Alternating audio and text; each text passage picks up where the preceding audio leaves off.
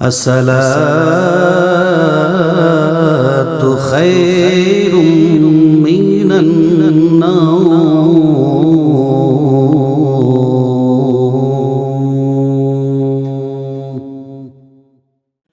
আল্লাহ বলেন আলা সিরাতিম মুস্তাকিম, সরল পথের উপর, তাই না? এখানে দেখুন সিরাতিম মুস্তাকিম কথাটি কিন্তু আপনি আগেও অনেকবার শুনেছেন, কিন্তু এটি এখানে কি করছে? প্রথমত আপনাদের বোঝাতে যাচ্ছি যে সরল পথের ওপরে আলা সিরাত মুস্তাকিম, আমি ওপরে শব্দটি এখানে পছন্দ করি না, বরং প্রতিশ্রুতিবদ্ধ পছন্দ করি। এখানে আলা শব্দটি লুজুম, যার মানে হলো আপনি সরল পথে প্রতিশ্রুতিবদ্ধ। কিন্তু প্রথম যেই প্রশ্নটির উত্তর দিতে চাচ্ছি, কে এই সরল পথে প্রতিশ্রুতিবদ্ধ? কে এই সরল পথে প্রতিশ্রুতিবদ্ধ? আমি কোরআনের শপথ করছি, পরিপূর্ণ প্রজ্ঞাময়, কত সুন্দর গাঁথুনি এতে, কত শক্ত এর বিধান। কোনো সন্দেহ নেই আপনি তাদের অন্তর্ভুক্ত যারা আসলেই প্রেরিত হয়েছে সরল পথের ওপর। তাহলে সরল পথে কে? নবীজি নিজে। কিন্তু শুধু নবীই নন, শুধুমাত্র নবীজি সাল্লাল্লাহু আলাইহি সাল্লামই নন, যাদেরকে পাঠানো হয়েছে তারাও সরল পথে ছিলেন, আর আপনিও। উভয়ের ক্ষেত্রেই প্রযোজ্য এটা। এখন আলা সিরাতিন মুস্তাকিম উভয়ের জন্যই প্রযোজ্য। এটা গুরুত্বপূর্ণ কেন?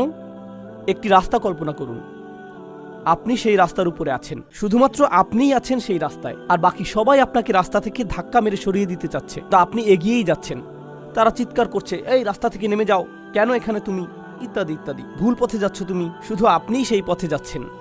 এদিকে আল্লাহ আপনাকে সাহস দিচ্ছেন এগিয়ে যেতে। তিনি আপনাকে বললেন, দেখো, এই পথের পথিক হিসেবে তুমিই একমাত্র ব্যক্তি নও, এর আগেও আমি অন্যদের চালিয়েছি এই পথে। বুঝতে পারছেন? তাহলে এখন তো আপনি তাদের আরও বেশি খুঁজবেন, কারণ এই পথে অন্যরাও তো হেঁটেছে, এই পথের বাধাগুলো তারাও পেয়েছে আপনার পূর্বে।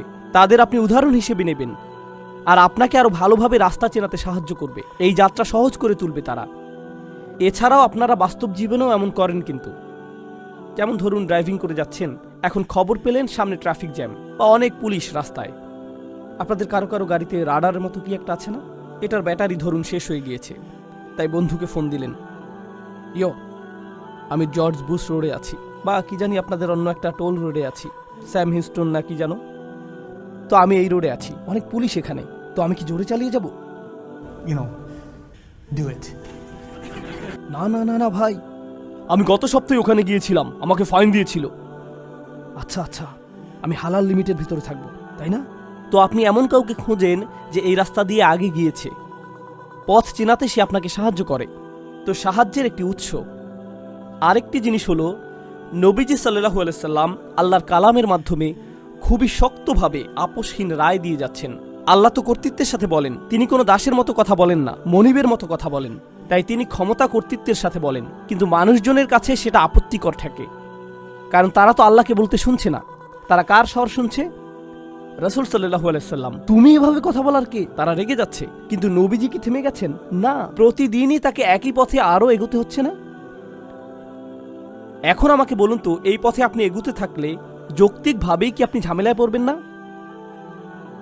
আরো বেশি বেশি করে ঝামেলায় পড়তেই থাকবেন। পথ পাল্টানোর জন্য দিনকে দিন আপনার উপর চাপ প্রয়োগ বাড়তেই থাকবে।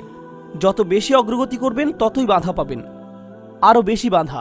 আরো সম্ভাবনা আছে যে আপনি দেখুন একটু চাপ তো সহ্য করতে পারবেন, কিন্তু কালকে আপনাকে আরো চাপ সহ্য করতে হবে, পরদিন আরো বেশি, পরে আরো বেশি, আরো বেশি, আরো বেশি। অবস্থা খারাপের চাইতে খারাপ হতেই থাকবে, সহজ হবে না, আর কঠিন হবে। একজন সাধারণ মানুষ আর কতই বা চাপ সহ্য করতে পারে? এক সময় না এক সময় কি হয়? ভেঙে পড়ে, পথ পাল্টে ফেলে। কিন্তু রাসূলুল্লাহ সাল্লাল্লাহু আলাইহি সাল্লাম, তার কঠোরতা, তার প্রতিশ্রুতি, এই সব কিছু এখানে দেখা যাচ্ছে। আর অন্যান্য নবীদের প্রতিশ্রুতিগুলো স্পষ্ট দেখানো হচ্ছে, কারণ তারা সবাই সরল পথের ওপরে, কখনোই বিচ্যুত হননি, কখনোই হননি। মানুষ তাদেরকে আক্রমণ করেছে, মানুষ তাদের নিয়ে হাসি ঠাট্টা করেছে, মানুষ তাদেরকে হুমকি ধামকি দিয়েছে, তাদেরকে নির্বাসিত করার, হত্যা বা অত্যাচার করার হুমকি নিয়ে এসেছে। এরপরেও তারা দমে যাননি। তাদের পরিবার এসেছিল তাদের কাছে, মুরব্বীরা এসেছিল, রাজনৈতিক নেতারা এসেছিল, সবাই এসেছিল, তবুও পথচ্যুত হননি, প্রতিশ্রুতিবদ্ধ ছিলেন। কঠোরতার এই ধারণাটাই জরুরি। এছাড়াও দেখুন, তিনি যে আসলে একজন রাসূল, এটাই কিন্তু তার একটা প্রমাণ। নইলে এত কষ্ট কেন শুধু শুধু সহ্য করবেন? আমরা কিন্তু এখনো সেই ধারণাতেই আছি যে এই কোরআনকে বহন করা সম্ভব শুধুমাত্র তখনই যখন আপনাকে প্রেরণ করা হয়, কারণ অতিরিক্ত চাপ যেমন একজন মুফাসসির বলেছেন, ইলতিজামুহু দালিলুন আলা নবুয়তি ওয়াসিরাতিহি দালিলুন কামা আন্নাল কোরআন। এটা এখানে গুরুত্বপূর্ণ। কোরআনের নিখুঁত হবার কারণে আমি যেটা বলেছিলাম 3 ধরনের নিখুঁততা আছে কোরআনে, সেগুলোই প্রমাণ। এখন এই উদ্দেশ্যের প্রতি নবীর প্রতিশ্রুতি নিজেও আরেকটা প্রমাণ। এই সবই প্রমাণ করে দিচ্ছে। কিন্তু এরপর এই আয়াত নিয়ে শেষ আরেকটা জিনিস আপনাদেরকে বলছি, আলা সিরাতিন মুস্তাকিম। এখানে কিন্তু বলা হচ্ছে না সরল পথের উপরে প্রতিশ্রুতিবদ্ধ, এখানে বলছে একটি সরল পথের উপর প্রতিশ্রুতিবদ্ধ। সিরাতিন মুস্তাকিম ফানাক্কার লাফস, তিনি এটাকে নাকিরা করে দিলেন, সার্বজনীন করলেন। সাধারণভাবে সরল পথ আর একটি সরল পথ, এই দুইয়ের মাঝে পার্থক্য আছে। কারণ ফাতিহাতে আমরা কিন্তু বলি না যে আমাদেরকে একটি সরল পথে পরিচালিত করুন, আমরা বলি সরল পথে পরিচালিত করুন, ইহদিনাস সিরাতাল মুস্তাকিম। সেখানে একটি আল আছে, কিন্তু এখানে নেই। এটার কাজ কি? আসলে আপনি যখন আল সরিয়ে ফেলবেন তখন মানে দাঁড়াবে অপরিচিত কিছু, অজানা কিছু। আর যদিও আল্লাহ নবী সাল্লাল্লাহু আলাইহি সাল্লামের সাথে কথা বলছেন, কারা শুনছে? কুরাইশরা শুনছে। কুরাইশরা হয়তো কোরআন সম্পর্কে অনেক কিছু জানে না, আমরা দেখব যে তারা আসলেই হয়তো জানে না, কিন্তু অন্তত একটা জিনিস জানে, তারা নবী সাল্লাল্লাহু আলাইহি সাল্লামকে জানে। তিনি কোনো কথা না বললেও তারা বুঝতে পারে যে তিনি কোনো এক ধরনের সরল পথে বাঁচেন, তার পথ একদম সোজা, তিনি সব সময় সঠিকভাবেই কাজ করেন। অন্যভাবে বললে, আপনি যদি সবকিছু নাও বোঝেন, অন্তত তার চরিত্র লক্ষ্য করলেই উপলব্ধি করবেন যে এটা কোনো এক রকমের সরল পথ। শুধুমাত্র মুসলিমদের পর্যবেক্ষণ করাটাই যথেষ্ট, বিশেষ করে এই রাসূলুল্লাহ সাল্লাল্লাহু আলাইহি সাল্লামকে। শুধু ওনাকে দেখেই ধারণা হয়ে যাবে যে এটা একটি সরল পথ, আলা সিরাতিন মুস্তাকিম। আল্লাহকে এখনও নিজেকে উল্লেখ করছেন না, তিনি এখনও নিজের সম্পর্কে কিছুই বলেননি, এখনও না। যদিও তিনি বলছেন তিনি প্রেরিত, আপনাকে প্রেরণ করা হয়েছে, আপনি সরল পথে প্রতিশ্রুতিবদ্ধ, কিন্তু কার দ্বারা প্রেরিত? এই কোরআনের প্রজ্ঞাগুলো কোত্থেকে আসছে? এই পরিমাণ কর্তৃত্ব নিয়ে তিনি কিভাবে বলছেন? অবশেষে প্রশ্নের উত্তর আসছে, আর এত জোরালো ভাষায় উত্তরটি এসেছে, তানজিলাল আজিজির রহিম। 3টি শব্দ। প্রথম শব্দটি হচ্ছে তানজিলা। আপনাদের যারা অল্প স্বল্প আরবি জানেন, আর নাসাব আলাল ইগরা, এখানে একটি ফাতহা আছে। এর মানে কি বুঝতে পারছেন? মানে নরম ভাবে এখানে বলা হচ্ছে না। আপনারা তো এভাবে পড়েন না, তানজিলাল আজিজির রহিম, আল্লাহু আকবার, না। তখন তানজিলা এভাবে আসে, তার মানে হলো আল্লাহ আজ্জা ওয়া জাল্লা প্রচন্ড কর্তৃত্বের সাথে কথা বলছেন। দৈববাণী মানে স্বাভাবিকভাবে বলা হয় না, যেন আরবি ব্যাকরণের মাঝেই আশ্চর্যবোধক চিহ্ন বসে আছে। শক্ত ভাষা এটি। শুনে রাখো, এটা কি? এটা এমন কিছু যা নাজিল করা হয়েছে। দৈববাণী। কার দৈববাণী? কার বক্তব্য এটা? আল আজিজ আর রহিম, আল্লাহর 2টি নাম এখানে।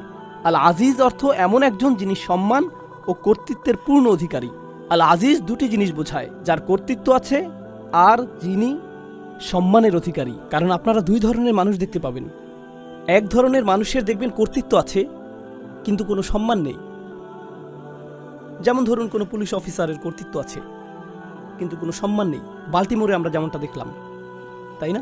কর্তৃত্ব আছে কিন্তু সম্মান নেই।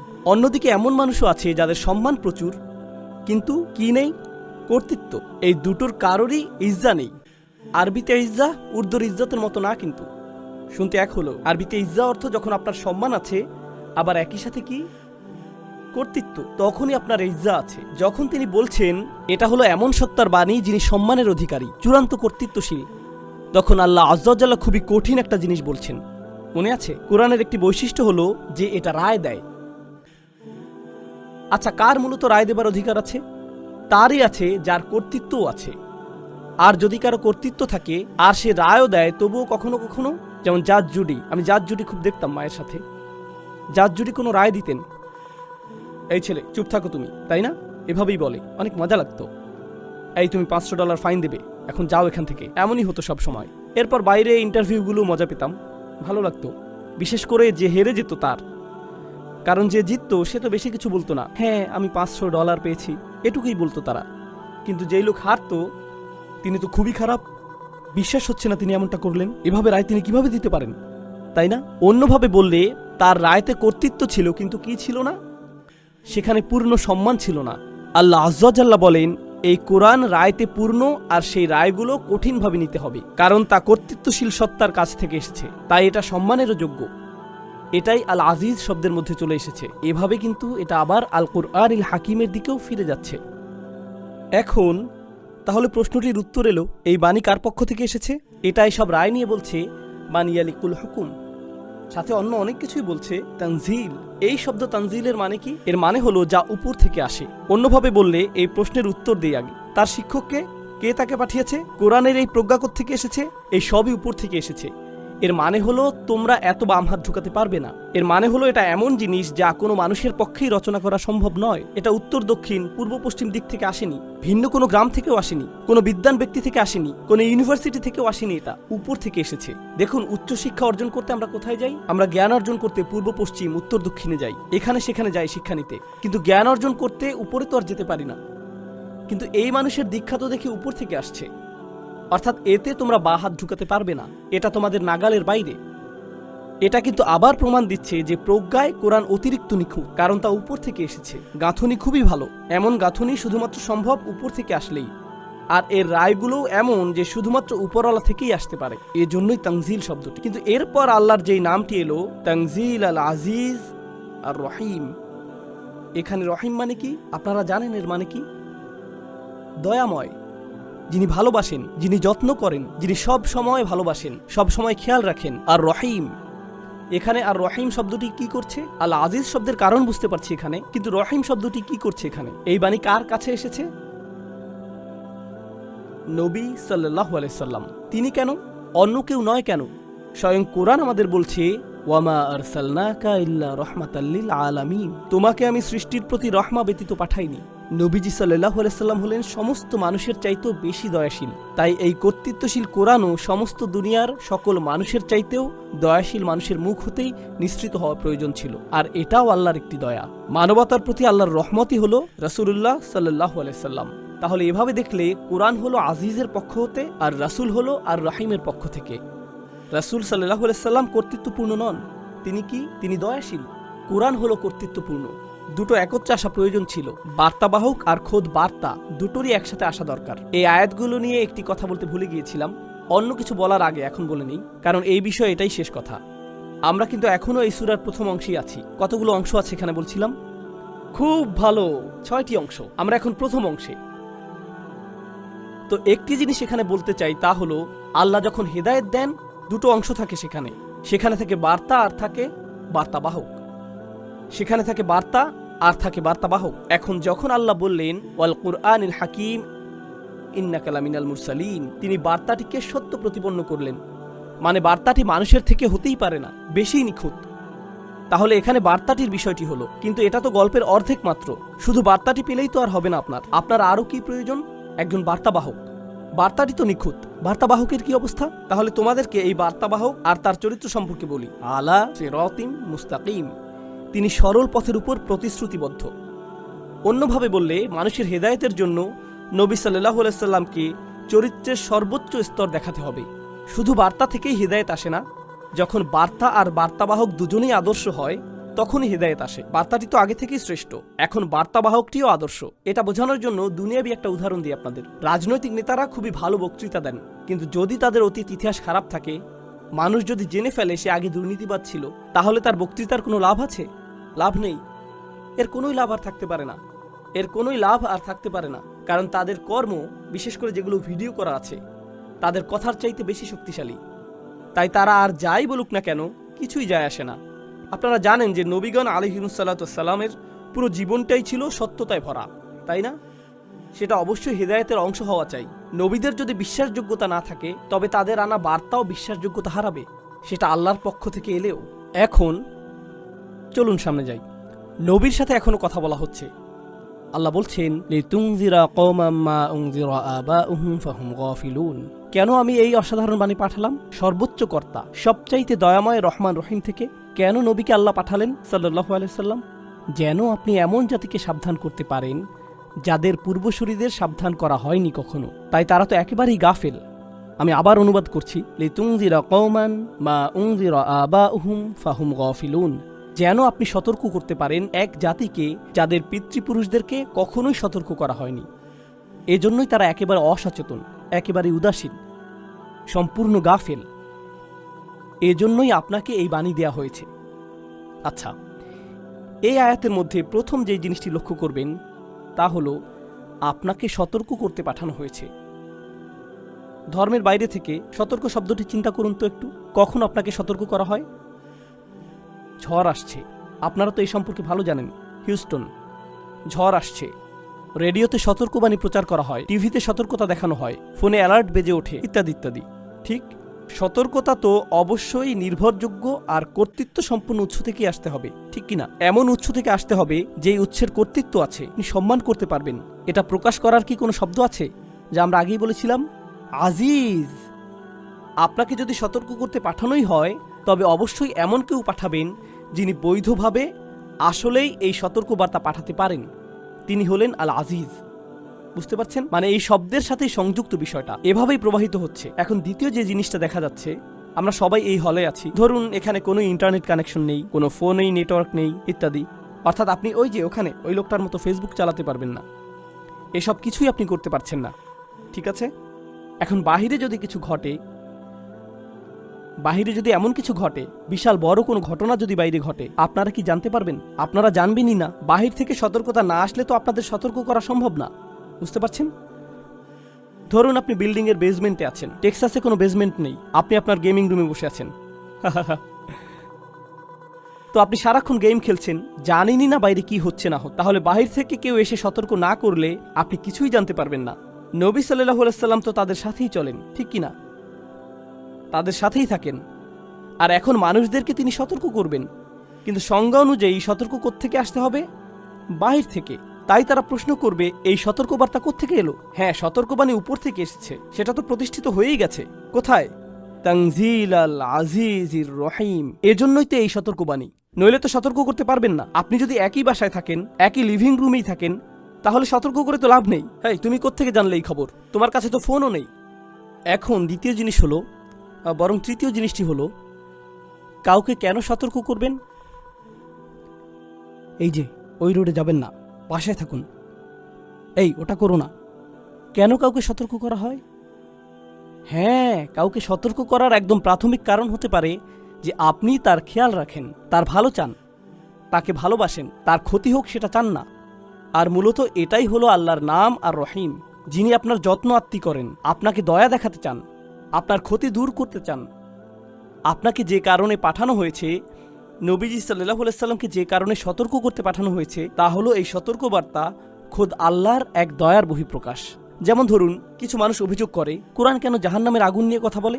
আমি বলি, আমরা সম্ভবত এটা পরিষ্কারভাবে চিন্তা করছি না। কেউ যদি আপনাকে ঝড় বা বন্যার ব্যাপারে সতর্ক করে দেয়, আপনি কি বলেন? তুমি কেন বন্যার কথা বলছো? বন্যা তো অনেক খারাপ, আমার মন খুবই খারাপ হয়ে গেল, আমার সাথে আর কথা বলবে না। আরে তুমি তো মারা যাবে। তোমার ভালো লাগুক কি নাই লাগুক, এটা আসবেই। এর চাইতে বরং কেউ যে তোমাকে সতর্ক করে দিচ্ছে, এই যত্নের বহিঃপ্রকাশ দেখে অন্তত খুশি হও। কিন্তু কেন তাকে এভাবে খুলে বলতে হবে?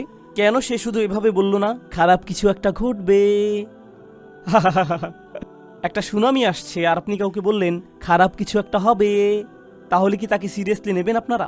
এটা পরিষ্কারভাবে বলতেই হবে। এটাই আল্লাহর ভালোবাসার বহিঃপ্রকাশ। লিতুনযিরা কওমান। এখন এটা আমার খুবই পছন্দ।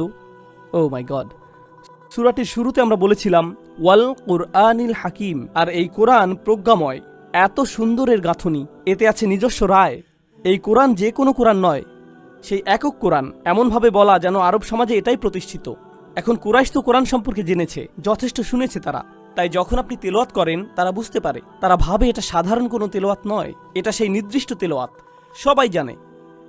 আর কোন জাতিতে নবীজিকে পাঠানো হয়েছিল সাল্লাল্লাহু আলাইহি সাল্লাম? তাকে কুরাইশদের কাছে পাঠানো হয়েছিল। কিন্তু এই কুরাইশরা, আমরা জানি তারা জনপ্রিয় সমাজ ছিল, বেশ জনপ্রিয় ছিল তখন। কিন্তু দেখুন আল্লাহ তাদের সম্পর্কে এই আয়াতে কিভাবে বলছেন। নিজ কর্তৃত্বের অবস্থান থেকে আল্লাহ তাদের ছোট করছেন। তিনি বলছেন, আপনি কোনো এক জাতিকে সতর্ক করতে এসেছেন। তিনি বলেননি জাতিকে সতর্ক করতে, বললেন কোনো এক জাতি। কওমান, কওমান, কোনো এক জাতি। কুরাইশরা অহংকারী জাতি, ঠিক কিনা? এভাবে বললে তো তাদেরকে শুরুতেই তাচ্ছিল্য করা হয়ে যায়। তাদের বিরুদ্ধে কেমন মুহাজামা এটা, এমন এক আক্রমণ যে শুধুই বললেন কওমান। আচ্ছা, আরো ব্যাখ্যা করছি। এদিকে দেখুন, তারা নিজেদের বংশ নিয়ে কি কি পরিমাণ অহংকার করে। তারা নিজেদেরকে কিভাবে বলতো? বনু আমির, বনু হিশাম নিজেদের বংশের কি গর্ব, কি অহংকার ছিল তাদের। আল্লাহ বলেন, কোনো এক জাতি, তাদের বংশ নিয়ে তোমাকে আমি বলছি, তারা তো কিছুই জানে না। মা উনযিরা আবাউহুম, তাদেরকে আগে সতর্ক করাই হয়নি। তোমরা নিজেদের আহামরি কি মনে করো? তোমরা কিছুই না, নগণ্য জাতি, তোমাদের মূল্যই নেই। মা উনযিরা আবাউহুম, তুমি কোনো এক নগণ্য জাতিকে সতর্ক করতে এসেছো, এমনকি যাদের পূর্বপুরুষরা ওহির বরকত পর্যন্ত পায়নি। মা উনযিরা আবাউহুম ফাহুম গাফিলুন, তারা তো উদাসীন হবেই, অবাক হবার কিছু নেই, তারা সম্পূর্ণই অজ্ঞ। চলুন এখন তাদের অজ্ঞতা নিয়ে কথা বলি। আমি চাই আপনারা বুঝুন ভালোভাবে। আপনারা তো জানেন হেজাজ অঞ্চল কোথায়, ওই যে আরব মরুভূমি যেখানে নবীজি সাল্লাল্লাহু আলাইহি সাল্লাম এসেছেন। আচ্ছা, আশেপাশের অঞ্চলগুলোতে কি কোনো পরাশক্তি আছে, কিংবা প্রতিবেশী অঞ্চলে বা কাছে ধারে কোনো বিশাল রাজত্ব বা সভ্যতা কি বিদ্যমান? হ্যাঁ হ্যাঁ, অবশ্যই। আবিসিনিয়া আছে, পারস্য আছে, বিশাল বড় সভ্যতা, প্রাচীন এক সভ্যতা। এরপর আছে রোমান সাম্রাজ্য, ঠিক? আরও অনেক বড় বড় প্রাচীন আর প্রতিষ্ঠিত সভ্যতা আছে। তো সে সময় আরবরা প্রতিষ্ঠিত কতটুকু? মানে তাদের কয়টি ইউনিভার্সিটি আছে, কী ধরনের বিশাল লাইব্রেরি আছে তাদের? সেখানে রোমানদের মতো কি ইতিহাস বা দর্শনের বই আছে, বা গ্রিকদের মতো পুরাণের বই আছে, বা সেখানকার মূর্তি স্তম্ভ সেরকম অবকাঠামো বা দুর্গ? নেই, তাদের কিচ্ছুই নেই। আল্লাহ কুরাইশদের বলছেন, তোমরা নিজেদের নিয়ে এত অহংকার করছো, তোমরা তো একেবারেই অজ্ঞ, তোমাদের চাইতে কত বড় রাষ্ট্র পড়ে আছে। নিজেদের কি মনে করো? তোমরা কি মনে করো নিজেদের? এত কিসের গর্ব তোমাদের? তোমরা তুচ্ছ, সমস্ত পৃথিবীতে অন্যদের তুলনায় নগণ্য তোমরা। এমনকি অন্যরা তোমাদের আক্রমণও করতে চায় না। এখানে তো এখনো তেল আসেনি। তারা তোমাদের একা ছেড়ে দিয়েছে। মনে করতে পারো তোমরা রোমানরা তোমাদের চায় না, পারস্যরা তোমাদের চায় না। কি? আমরা কোন দুঃখে আমাদের সৈন্য ওখানে পাঠাবো? 1000 বছর ধরে তারা একা ছেড়ে রেখেছে একে। প্রত্যেক সভ্যতাই নিজ অঞ্চলের প্রসার চায়, ঠিক কিনা? তাই প্রশ্ন আসছে, তাহলে তারা নিজেদের অঞ্চল সেখানে বাড়াচ্ছে না কেন? কারণ এতে কোনোই লাভ নেই, কোনো লাভই নেই, তাই না? তাই একা ফেলে রেখেছে। আর তোমরা নিজেদের বিশাল বড় ভাবছ। দেখুন, এই ধরনের মানসিকতা মানুষের মধ্যেও আছে। তারা যখন গ্রামে বাস করে, নিজেদের ছোট্ট গণ্ডির মধ্যে পুরো জীবন কাটায়, তখন অহংকার বেড়ে যায়, মূর্খতা পেয়ে বসে, ভাবে আমি কি হলুম রে। বুঝতেও পারে না যে বাহিরের জগতে কেউ তাদের পাত্তাও দেয় না। এটা কিন্তু মসজিদ কমিটির মেম্বারদের মধ্যেও হতে পারে। বাহিরের কেউই পাত্তা দেয় না, আমি মসজিদ কমিটির সভাপতি, কারোই কিছু যায় আসে না। না, আসলেই কিন্তু কখনোই কারো যায় আসে না। এমন হয় কি না? একদিন আমার এক বন্ধু আমাকে একটা ভিডিও দেখালো, ভারতের অস্পৃশ্য শ্রেণীর একজন ব্যক্তির একটা ভিডিও। সে আগে হিন্দু ছিল, কিন্তু ধর্ম ত্যাগ করেছে। এখন ইউটিউবে হিন্দু ধর্মকে নিন্দা করে শুধু। আমি এখানে হিন্দু ধর্মের নিন্দা করতে আসিনি, কিন্তু তার আসল বক্তব্যটা হলো যে এই সম্পূর্ণ ধর্মটি সমাজে শ্রেণী বৈষম্য সৃষ্টি করতেই গঠিত। সে কিন্তু অস্পৃশ্য শ্রেণীর একদম নিম্নতর ছিল। এখন সে থাকে নর্দার্ন ক্যালিফোর্নিয়াতে, একটা টেক কোম্পানির হেড, $1 মিলিয়ন তার আয়, কর্মজীবনে সে অত্যন্ত সফল, তাই না? অথচ সে বলছে, আমি যখন আমার গ্রামে যাই, এখনো যখন বাসে উঠে বসি, তারা আমার পাশে কেউ বসে না। গ্রামের সবার আয় যোগ করলেও আমার চাইতে কম, অথচ তারা আমার পাশে বসে না। গ্রামের সকলের শিক্ষা যোগ করলেও আমার শিক্ষার চাইতে কম, কারণ তাদের সেই ছোট্ট দুনিয়ায় তারাই সবচাইতে উচ্চ, তাদের সেই নগণ্য তুচ্ছ দুনিয়া। এটাই হলো কুরাইশ, মিছিমিছি ক্ষমতার মোহে বিভ্রান্ত। এটা কিন্তু হতে পারে কোনো শাশুড়ির বেলাতেও, এমন হতে পারে স্বামীর বেলাতেও, আসলেই হতে পারে, বাবা মার ক্ষেত্রে হতে পারে, বড় ভাই বোনের ক্ষেত্রে হতে পারে। এমন মানসিকতা যে কারো মাঝেই চলে আসতে পারে। তার হাতে যদি একটুখানি ক্ষমতা থাকে আর সেই ক্ষমতা তার জন্য মাদক হয়ে যায়, তখন সে নিজেকে মনে করে সবচাইতে বড়, কেউ তাকে ধরতে পারবে না। এ কারণেই আল্লাহ কুরাইশদের বাস্তবতাটি চোখে আঙুল দিয়ে দেখিয়ে দিচ্ছেন। বংশ নিয়ে গৌরব করো, তাদের তো কোনো খবরই নেই। ফাহুম গাফিলুন। এরপর এটুকুও যেন যথেষ্ট না, পুরো দুনিয়া এগিয়ে গিয়েছে আর আপনি সেখানেই পড়ে আছেন, আপনার খবরই নেই। বিশ্ব যেখানে সামনে চলে গিয়েছে, আপনি পেছনেই পড়ে আছেন। তার উপর নিজের মূর্খতা সম্পর্কেও অজ্ঞ আপনি। তোমরা কিছুই জানো না, তোমাদের কোনো জ্ঞানই নেই। অশিক্ষিত মূর্খের দল। উচ্চশিক্ষার এই নিয়ামত স্বয়ং আল্লাহর পক্ষ থেকে আসছে তোমাদের কাছে, অথচ তোমরা উদাসীন। আচ্ছা দেখুন, যখন কোনো সমাজে লম্বা সময় ধরে শিক্ষা দীক্ষা থাকে না, তখন তারা শিক্ষাকেই মূল্যহীন ভাবতে শুরু করে, ঠিক? শিক্ষাকে আর গুরুত্ব দেয় না তারা, বরং শিক্ষাকে তারা ভয় পাওয়া শুরু করে। কারণ তারা জানে জ্ঞান অর্জন করলে আপনি বদলে যাবেন। তাই তারা সব কিছু মূর্খ রাখতেই পছন্দ করে। দেখুন, আমি এসব ব্যাপার তুলে ধরতে চাই কারণ এগুলো শুধু কুরাইশদের সমস্যা নয়, মুসলিমরাই। অন্যদের ব্যাপারে কথা বলার কোনো ইচ্ছা নেই আমার, আমাদের নিজেদের নিয়ে ভাবতে হবে। মুসলিম বিশ্বের একাংশ, মুসলিম বিশ্বের বিশাল একটা অংশ, এমনকি আমরা বহু বিষয় নিয়ে একেবারেই অশিক্ষিত। আর আমরা এমন থাকতেই পছন্দ করি, কারণ নতুন জিনিস শেখা, বদলাতে চাওয়া তো কষ্টকর, আরামের কাজ নয়। তাহলে তারা আর কিসের ব্যাপারে গাফেল? এই যে আল্লাহ তাদেরকে সমস্ত মানুষের চাইতে বেশি দয়াময় মানবকে তাদের কাছে পাঠিয়েছেন, ইতিহাসের সবচাইতে বড় কালাম এসেছে তাদের ভাষাতেই, কুরাইশদের কাস্টমাইজড পদ্ধতিতে, যে এখন কুরআন সম্পর্কে জানতে হলে আমাদের কুরাইশ সম্পর্কে জানতে হয়। কিতাবটি যদিও পুরো বিশ্ব মানবতার প্রতি নাজিল হয়েছে, তবুও তা ভালোভাবে বুঝতে হলে আমাদের যাদের কাছে এসেছিল তাদেরকে বুঝতে হবে। আল্লাহ তাদেরকে মুসলিমদের শিক্ষার জন্য সবচাইতে গুরুত্বপূর্ণ ঐতিহাসিক দল বানিয়ে দিলেন, সকল মহাদেশে, সকল ভাষায়, সকল সভ্যতায়, একদম বিচার দিবস পর্যন্ত। অথচ তারা যে রাহমাতুল্লিল আলামিনের সঙ্গে বসে আছে, এটা নিয়ে তাদের কোনো উপলব্ধিই নেই। তারা জানেই না কি অস্বীকার করে বসছে, যা পেয়েছে সেটার প্রতি কোনো রকম বুঝ বা কদর নেই। তাদের যদি একটু হলেও ধারণা থাকত, অল্প করে হলেও যদি ভবিষ্যৎ দেখতে পেত, বেশি না, মাত্র 100 বছর ভবিষ্যৎ যদি দেখতে পেত, কিংবা 200 বছরের ভবিষ্যৎ, তারা যদি জানতো দুনিয়ার জন্য কোরআন কি করছে, কোরআন পৃথিবীতে কি করছে, পৃথিবীতে ইসলাম কি করছে, আন্দোলুসিয়াতে কি করেছে, দামেস্কে কি করেছে, ইরাকে কি করেছে, ভারতে কি করেছে, দুনিয়ার প্রতি অবদান কি, এই লোকগুলোর কোনো ধারণাই নেই। তারা শুধুই বসে বসে বলছে, আহ, আমাদের কিছুই যায় আসে না। তারা যে কতটা মূর্খ সেটা সম্পর্কে বলে এটা শেষ করতে চাই। আপনাদের তাদের মূর্খতার স্তর সম্পর্কে উদাহরণ দেব। কখনো কখনো আপনি জানেনই না যে কার সাথে কথা বলছেন, এমনটা তো হয়, তাই না? অথবা বোকার মতো কাজ করে ফেললেন, পরে উপলব্ধি হয় যে সেই লোক ভিআইপি কেউ ছিল। কোনো এক মজলিসে এই ঘটনা ঘটেছিল। আমাদের একজন শায়েখ বললেন তার স্ত্রীও একজন শিক্ষিকা, তিনি ছাত্রদের ইসলামিক স্টাডিজ পড়ান, বেশ জনপ্রিয়, নাম বলবো না আমি। তো তিনি হজে গেছেন, দলের একজন তার সাথে কথা বলছে, তিনি এই লোককে চেনেনি না। হঠাৎ সে বলা শুরু করল, অমুক মহিলা আছে না, শিক্ষকতা করে, সে তো ইসরায়েলি গোয়েন্দা। সেই লোক শায়েখ বলেই যাচ্ছে যে কিভাবে ইহুদিরা এই মহিলাকে ফান্ডিং করে মুসলিমদের নষ্ট করতে। এই লোক মহিলার স্বামীকে বলছে এসব। প্রায়ই দেখা যায় যে আপনি কারোর সাথে কথা বলছেন অথচ জানেনই না যে আপনি কার সাথে কথা বলছেন। এমন কি হয় না? অবশ্যই। যখন তারা কোরআনের বাণীকে অস্বীকার, ঠাট্টা বা প্রত্যাখ্যান করে, তখন তারা কি শুধু নবীকে অস্বীকার করছে সাল্লাল্লাহু আলাইহি সাল্লাম? বরং এটা তো সর্বোচ্চ কর্তৃপক্ষের বিরুদ্ধে চূড়ান্ত অপরাধ, আল আজিজ। এটা যেন, দেখুন, কারো কর্তৃত্ব যত বেশি থাকে তাকে দেখে তত বেশি সাবধান থাকে মানুষ। রাস্তায় পুলিশ দেখলে আপনাদের তাকওয়া অনেক বেড়ে যায়, তাই না?